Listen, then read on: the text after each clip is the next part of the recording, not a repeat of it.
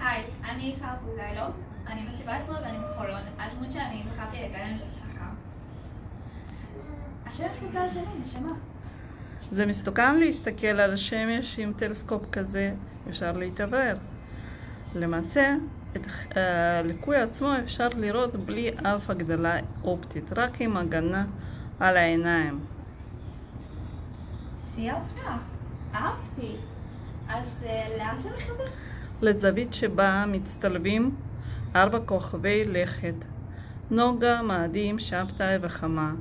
זה קורה פעם ב-3,500 שנה. אשכרה? מי חשב את זה? אסטרונומים.